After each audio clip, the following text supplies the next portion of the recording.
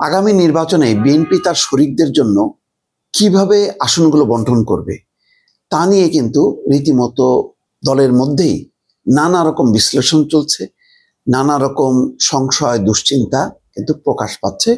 যদিও সব আলোচনাগুলো হচ্ছে ভেতরে ভেতরে, কেউ গণমাধ্যমে আনছেন না, কারণ এখানে শৃঙ্খলার একটা ব্যাপার আছে। কিন্তু যেটা বুঝি সেটা হলো দারুণ উদ্বেগ উৎকণ্ঠার মধ্যে নেতারা দিন কাটাচ্ছেন। দলেরই তো একাধিক মনোনয়ন প্রত্যাশী আছে, প্রতিটা আসনেই অন্যরা মনে করছেন যে আমরা যদি জনসংযোগ বাড়াই, তারপরে আমার পক্ষে বিপক্ষের যে যুক্তি তর্কগুলো যদি নিয়ে আসতে পারি, তাহলে হয়তো আবার পুনর্বিবেচনা হবে। কিন্তু এরই মধ্যে ইম্পর্টেন্ট হলো যে কালকে তাসনিম জারার একটা শিরোনাম যাচ্ছে যে ঢাকা ৯ আসনে মনোনয়ন ফর্ম কিনেছেন, তিনি এই আসনে নির্বাচন করতে চান। খুবই ইন্টারেস্টিংলি যে ঢাকা ৯ আসনও কিন্তু ফাঁকা রেখেছে বিএনপি, ঢাকা ১০ আসন ফাঁকা রেখেছে। সেখানে আসিফ মাহমুদ সজীব ভুঁইয়া ভোটার হয়েছেন, তিনি ভোট করবেন স্বতন্ত্রভাবে বলছেন। ঢাকা ৯ ফাঁকা, ঢাকা ১০ ফাঁকা, উত্তরা ফাঁকা। উত্তরায় মুগ্ধর ভাই স্নিগ্ধ করতে পারেন এমন একটা প্রচার আছে। এতে সেখানে বেশ কয়েকজন এস.এম. জাহাঙ্গীর হোসেন সহ বেশ কয়েকজনের মধ্যে উদ্বেগ উৎকণ্ঠা। প্রশ্ন হলো, ঢাকা হচ্ছে যার ক্ষমতা তার বলা হয়, ঢাকার প্রতিটা আসন রাজনৈতিকভাবে অত্যন্ত গুরুত্বপূর্ণ। আপনি কোনো সভা সমাবেশ করবেন, ঢাকার এই অঞ্চলগুলোতে যদি আপনার আধিপত্য না থাকে, তাহলে আপনি ঢাকার তো এক ধরনের ইজারা দেওয়ার মতন, আপনার নিয়ন্ত্রণে থাকুন।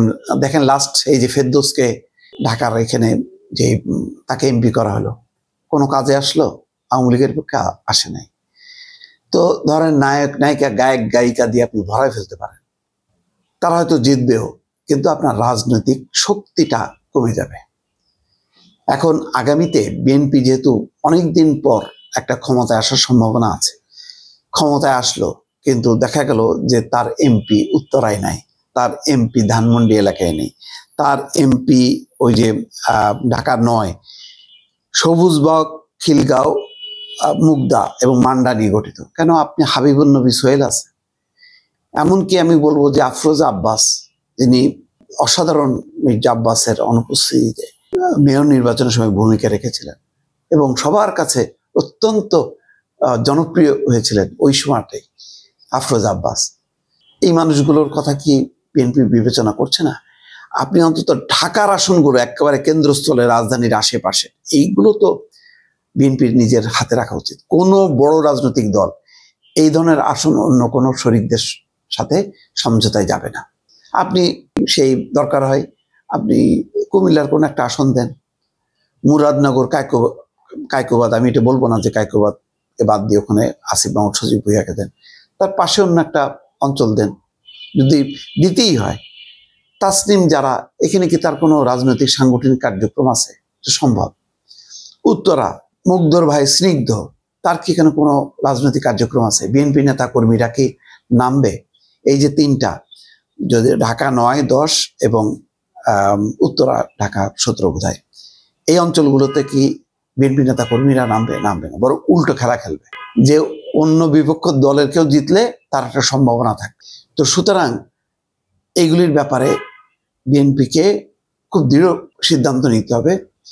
এখানে ওই এনসিপির আকর্ষণ, আর সবচেয়ে বড় কথা হলো সেই ৫ই আগস্টের এনসিপি এবং তার তরুণ নেতা, তখন তার এনসিপি না, সেই তরুণ নেতাদের ভাবমূর্তি আর ১ বছরের পরে এসে এখনকার ভাবমূর্তি কি একরকম আছে? তাই যদি থাকতো তাহলে তো এনসিপি হয়ে যেত বিএনপি জামাতের থেকেও শক্তিশালী একটা রাজনৈতিক দল। সেটা কি হইতে পারছে? হতে পারেনি।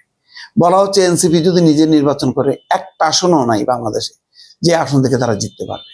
তো সেখানে তাদের সাথে সমঝোতা করে বা জোট করে যদি এইরকম গুরুত্বপূর্ণ আসনগুলি দেয়া হয়, তাহলে তো খুব মুশকিল। আমি জানি না এখনো ফাইনালি কি করবে আমি বুঝতে পারছি না, কিন্তু আমি আগাম একটা ধারণা দিচ্ছি যে এটা কিন্তু ইতিবাচক কোনো প্রভাব পড়ে নাই, যে না আরে বিএনপি তো ওই আসনটা ছেড়ে দিয়ে একটা মারাত্মক একটা কাজ করলো।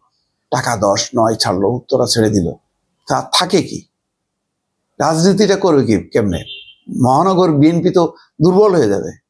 এমনিতেই এই অঞ্চলে সেই 10-15 বছর আগের কথা চিন্তা করেন, বিএনপি কি পরিমাণ শক্তিশালী সংগঠন ছিল। 15 বছরে তো বিএনপিকে কচুকাটা করছে, কিচ্ছু নাই। জামাত তো দেখা যাচ্ছে এখন যে তাদের একটা অংশ বাইরে ছিল, যা ঝড়ঝাপটা ওইটার উপরে গেছে, কিন্তু মূল তো তারা এমন ভাবে লুকায় ছিল, মানে আওয়ামী লীগের ভেতরে।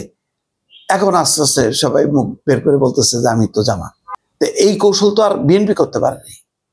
বিএনপি সামনে ছিল, বিএনপি ধর মার কাট, এই অবস্থার মধ্যে ছিল। এখন এই যে গুরুত্বপূর্ণ আসনগুলো যদি ছেড়ে দেওয়া হয়, তাহলে কিন্তু বড় বিপদ হবে দর্শক।